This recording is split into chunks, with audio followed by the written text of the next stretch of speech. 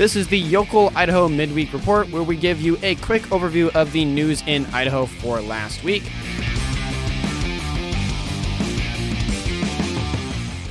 This week, we have a mixture of victory and tragedies, from a triumphant victory with the housing market in the Treasure Valley cooling off, yay, legislation moving forward to say there are only two genders, to fires, lawsuits, and crime. We've got a lot to get through. Starting off with our first story that I teased, Treasure Valley housing market stabilizing after a hot streak. This comes by the Boise Dev by Sydney Kidd. Here's an update on the Treasure Valley housing market, which has been cooling off from its pandemic-era highs. According to data from Intermountain Multiple Listing Services, both median prices and home sales in the region continued to decline in 2023, while the number of days homes spent on the market increased, with this trend starting in 2022 and has been continued. However, it's important to note that despite the slowdown, homes in the region still sit well above the pre-pandemic price points. In Ada County, the bulk of regional home sales occurred last year, with a total of 7,450 single-family homes sold, down from 8,628 in 2023. The median home price for Ada County in 2023 was $524,900, a 7.27% decrease from 2022's $566,075 median price. In Canyon County, the median price for homes was $400,000 in 2023, a 9.09% decrease from 2022's median price of $440,000. According to Intermountain Multiple Listing Services CEO Glenn Christoph, despite these decreases, the Treasure Valley housing market is not in a downturn, but rather stabilizing after a hot streak. Interest rates remain higher than in recent years, which has factored into the market correction that the region has been seeing. Boise Regional Realtors President Elizabeth Hume said that interest rates have impacted buyers' behaviors and what they can afford to spend on a home. Speaking of local things and things to do with housing, new Idaho bill seeks to guarantee public testimony at government meetings. This comes by the Boise Dev by Margaret Carmel. So a new piece of legislation has come out that could change the way Idaho residents interact with their local government. Senator Chris Trakel, a Republican from Caldwell, has introduced a bill that would mandate all public agencies' meetings to provide a, quote, reasonable opportunity, end quote, for the public to address the agency on its work. This aims to increase public engagement and trust in local government by ensuring that residents have a chance to be heard on matters that directly affect them. While the bill specifies that public comments would be limited to topics under the jurisdiction of the agency, and that reasonable policies could restrict the length of the meeting and speaking times, it does not detail how the policy would be implemented across various types of meetings. The bill is still in the early stages, requiring a full public hearing and approval from the Senate, House, Local Government, and Taxation Committee before it can proceed. The push for this legislation comes amid concerns from constituents, particularly those in the Nampa School District, who feel they have been denied the opportunity to voice their opinions at board meetings. As the bill progresses, it could significantly impact the structure and proceeding of local government meetings across Idaho. Now, speaking of city things and local things, and this one's a little bit more exciting, Idaho Falls top Milken Institute Best Performing Small City Index. This comes by the East Idaho News by Rhett Nelson.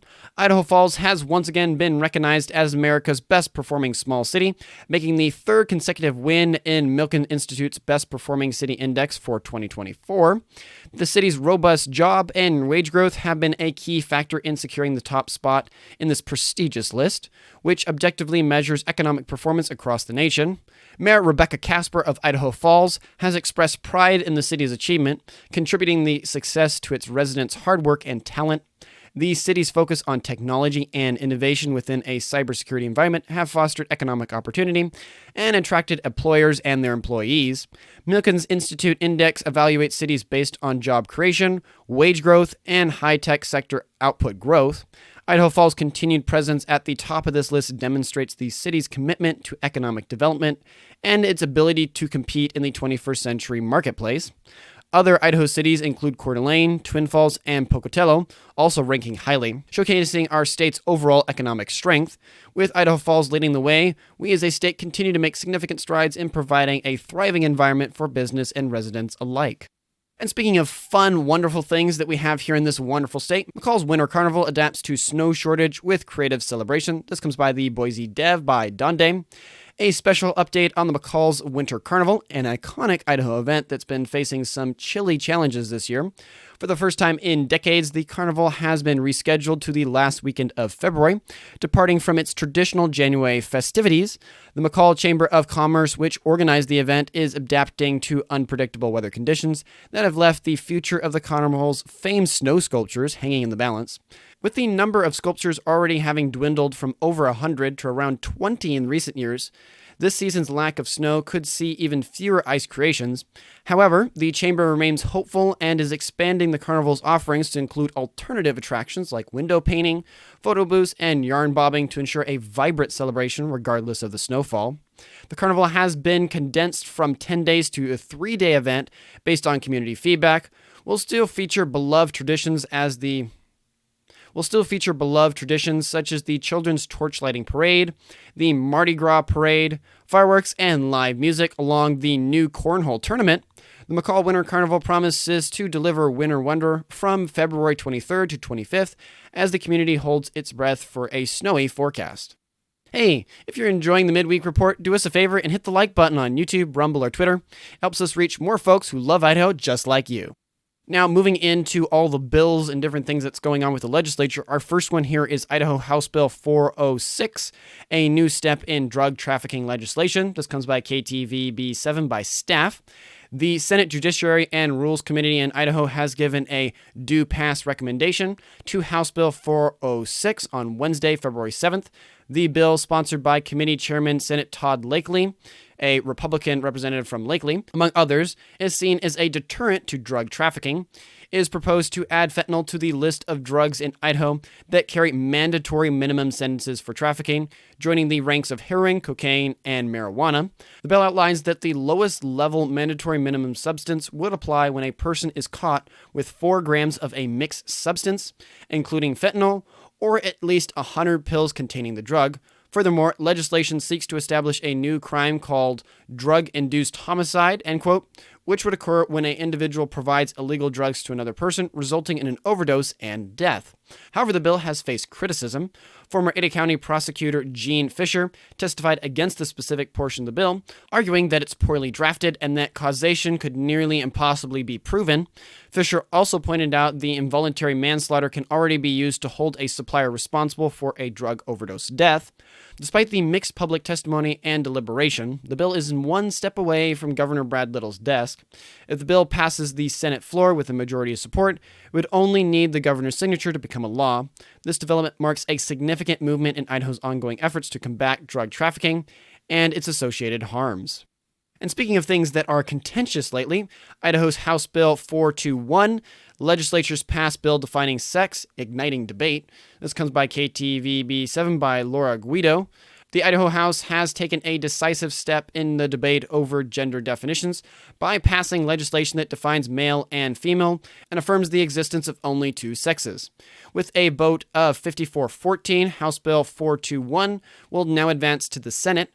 House bill sponsor Representative Julie Young, a Republican from Blackfoot, framed the legislation as an attempt to clarify whether sex-based distinctions in a law are necessary or if they serve as an oppressive mechanism that should be eliminated. Under House Bill 421, the definition of male and female hinge on reproductive functions, with Young simplifying the matter by stating that, quote, males produce sperm and females produce eggs, end quote. The bill accounts for individuals who may not fulfill these functions due to development or genetic anomalies or accidents. Young argues that the bill is essential for maintaining states' governance over sex-separated facilities. However, the bill has faced opposition. House Assistant Minority Leader Laura Necochea, a Democrat from Boise, criticized the source of the bill's definitions, pointing out Young's collaboration with organizations like the Heritage Foundation and the Alliance for Defending Freedom, the latter being labeled as an LGBTQ hate group by the Southern Poverty Law Center. With these concerns stated, supporters like Representative Bruce Skog, a Republican from Nampa, stand by the bill, citing historical societal traditions. Meanwhile, the House Minority Leader Alana Rubel, a Democrat from Boise, warned of the bill's similarity to previously struck-down legislation and the potential for financial and emotional cost of pursuing such measures. The bill's passage in the House, with all Democrats and a few Republicans opposing it, makes a significant moment in Idaho's legislative history and an ongoing national conversation about gender definitions and legal definitions. And speaking of sexual-related topics, Idaho's Senate Bill 1253, a move to filter pornography for minors. This comes by the East Idaho News by Kevin Richert and Ryan Supa of idahoednews.org. The Idaho Senate is considering a bill that would mandate device manufacturers enable a pornography filter for minors' use. Senate Bill 1253, sponsored by Senator Kevin Cook, a Republican representative from Idaho Falls, is designed to ensure that smartphones and tablets come with pre-activated software that filters out pornography on internet browsers. Senator Cook emphasized that the requirement is feasible and not overly burdensome on manufacturers like Apple and Samsung, which he says are responsible for operating systems on these devices. The bill, which has already made its way through the Senate State Affairs Committee, has sparked a debate on the balance between protecting minors and the potential for infringing on the freedom of speech. Despite opposition from industry representatives, the Senate State Affairs Committee has unanimously voted to advance the legislation, signaling a strong legislative intent to protect minors from online pornography. As Senate Bill 1253 heads to the Senate floor, it faces scrutiny and potential changes. Last year, the Senate narrowly rejected a similar bill with more stringent requirements. The outcome of this year's bill remains to be seen, but it undoubtedly marks a significant effort by Idaho lawmakers to address the complex issue of internet safety for minors. And bear with me, this is our last one when it comes to legislative stuff, so we can just get through it. Idaho's Senate passes bill to shorten library trustee terms. This comes by the Boise Deb by Margaret Carmel. A bill aimed at giving Idaho voters more opportunities to vote for library district trustees is making it through the Idaho legislature. The Idaho Senate recently passed Senate Bill 1235, introduced by Senator Scott Hernandez, a Republican representative from Sagal, which proposes to reduce library trustee terms from 6 years to 4. The bill would maintain elections on odd years and would not affect trustees for city library systems, who the mayor appoints. Senator Hernandez argues that this change would align library districts' boards of trustees more closely with how school districts are governed, emphasizing the critical role of libraries in educating children. The bill comes in the wake of a nationwide debate over the content available in libraries, particularly for teens and children, with people advocating to remove or restrict certain books. The legislation passed the Senate with a 22-12 vote and will now proceed to the Idaho House State Affairs Committee for a vote. If the bill passes, the only elected officials in Idaho maintaining 6-year terms would be Water and Sewer District Board members. Has the show been valuable for you? Don't hesitate to share it. Your shares help us spread the word about our beautiful state. Now, finally getting out of the legislation stuff and into law, Idaho Youth Ranch seeks $10.7 million in lawsuit against Insurer after fire. This comes by KTVB7 by staff. The Idaho Youth Ranch has initiated a lawsuit against its insurer, Alliance Member Service Incorporated, and Swiss RE Corporation Solutions Elite Insurance Corporation for a substantial sum of $10.7 million.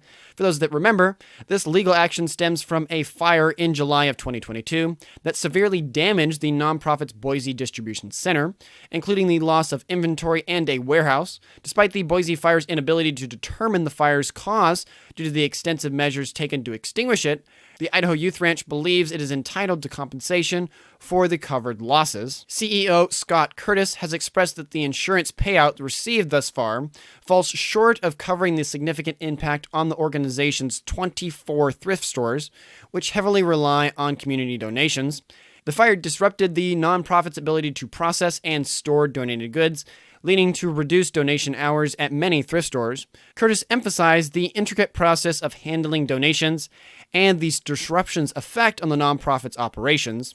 The insurer's stance, as outlined in the complaint, is that the business income coverage applies solely to the losses at the distribution center, not extending to thrift stores themselves. Curtis, however, disputes this interpretation, highlighting the interconnectedness of the distribution center's operation with revenue generated for thrift stores across the Treasure Valley. Faced with what they perceive as an inadequate response from the insurer, the Idaho Youth Ranch has resorted to legal action as a means to seek justice and compensation. The organization is now awaiting the insurer's legal response, hoping for a solution that acknowledges the full extent of their losses and the critical role of the distribution center in supporting their thrift stores and community services.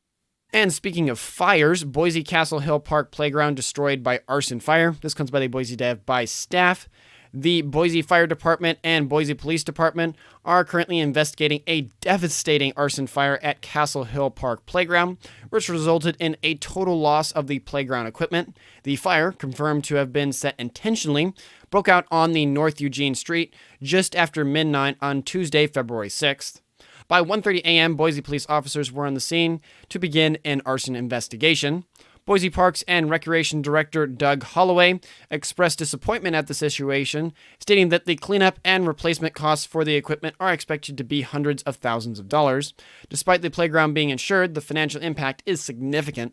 The Boise Fire Department and detectives with the Boise Police Department are currently monitoring the area, collecting additional evidence, and reviewing surveillance video. Officials from both departments are working with the city's Risk and Safety Department to establish a timeline for replacing the ruined items and reopening the playground. Speaking of law enforcement, and if you want to do something to be involved in it, Idaho State Police seek new troopers, opportunity in eastern Idaho. This comes out of East Idaho News by Nate Eaton. The Idaho State Police is on the lookout for new troopers to join their ranks, with several positions open across the state, including key areas in eastern Idaho. This month, ISP is actively recruiting men interested in a law enforcement career or seasoned professionals looking for a change with increased freedom and benefits. Lieutenant Colonel Sheldon Kelly highlighted the appeal of an ISP career in a recent news release, emphasizing the variety of roles and responsibilities that come with the badge, from highway safety and traffic enforcement to criminal investigations and canine operations. ISP troopers are integral to maintaining law and order in the state. District 6, based in Idaho Falls, covers 10 counties and offers a unique opportunity for troopers to serve within their own communities.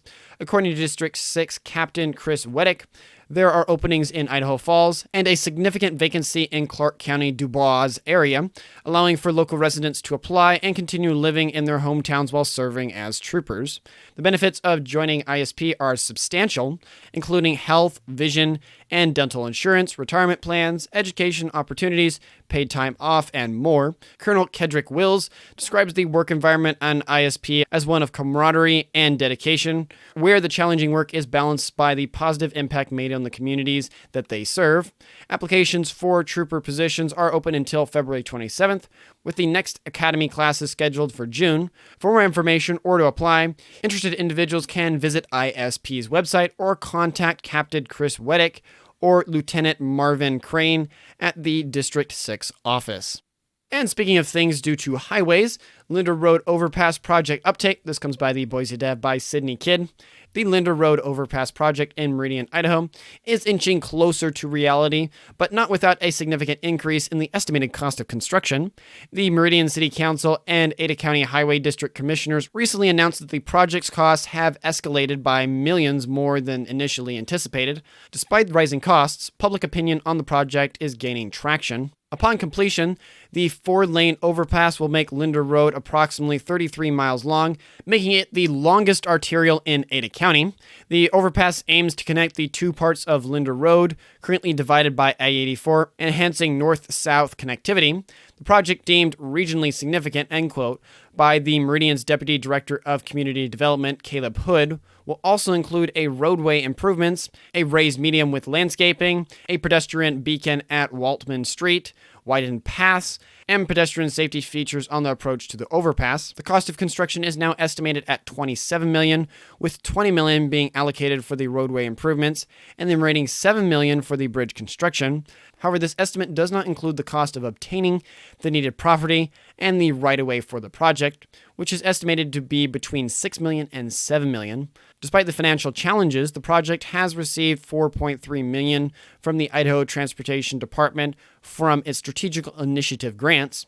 Public opinion on the project's design is favorable, with a recent survey showing that 73% of the 28 total survey takers were in favor of the design. The project's design submittal is currently under review, with a final submittal expected in April. The construction on the overpass road is scheduled for 2026 to 2027. Don't want to miss out learning more about Idaho? Make sure to subscribe or follow us so you don't miss any of our future content. And then coming into our last two stories here, record high membership at Coeur d'Alene Rifle and Pistol Club.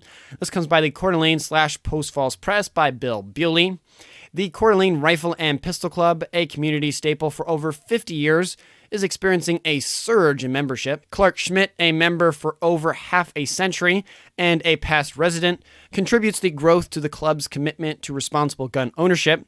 The club's membership hit a record high last year and is expected to grow more in 2024. Jimmy Dorsey, the club's president, reported that the membership reached 667 last year, a significant increase over the past 2 years. The club, located on a 15-acre site at 6001 Atlas Road, offers indoor and outdoor ranges, a classroom, and offices. It also has a broad appeal beyond men, attracting families with affordable membership options. The club's growth mirrors the national trend of rising gun ownership. According to the Statista Research Department, about 42% of U.S. households had at least one gun in their possession in 2023. The Coeur d'Alene Club's youth program is particularly popular, with about 100 kids aged 10 and older learning about gun safety and competitive shooting each year. As more people from Washington discover the club, its membership is expected to continue to grow. And landing on our last one here, McIntyre Pastures, over a century of sustainable farming in Caldwell. This comes by the Boise Deb by Ann Daly. Over a century ago, the McIntyre family farm in Caldwell began its journey with row crops and animal husbandry, operating a small dairy and supplying local watermelons. Today, McIntyre's Pastures have evolved into a pasture-based, non-till farm, offering home delivery, pickup locations, and a farm store open 6 days a week. The farm's transition to no-till farming was driven by the need for animals to graze the refuse, returning nutrients to the ground in the form of manure through rotational grazing. This shift led to increased use of their acres for grazing and a growing demand for the protein they raised. The McIntyres now sell a variety of products, including grass-fed beef, pasture-raised pork, chicken, duck, turkey, eggs, honey, organic produce, raw dairy, and seasonings. The farm's focus on topsoil regeneration and a diversity in their crops has been a key part of their success. They promote soil health through non-till farming, the use of cover crops, and rotational animal grazing. This approach has resonated with consumers who appreciate knowing where their food comes from and the sustainable practices behind it. McIntyre's Pastures continue to grow, with its products available at its Caldwell farm store, through home delivery, and at various pickup locations across Caldwell, Nampa, Eagle, Meridian, and Boise. Their commitment to sustainable farming and community connection is a testament to their evolution from a small family farm to a beacon of regenerative agriculture in Idaho. Thank you for listening to the entire report. I sincerely hope you found it enjoyable and valuable. If you liked the Midweek report, make sure to check out the full show where John and I talk about the main stories going on in Idaho and discuss them. Also, if we missed any important points or provided incorrect information, please feel free to reach out to us via email at localyocalidaho2022@gmail.com or on Twitter by tweeting us at localyocalidaho. With the small team we have, we're not able to cover everything, but we do our best to cover the most interesting and important stories. Thank you for your continued support and assistance. That's all for now, and I rest you a fantastic rest of your week. Godspeed.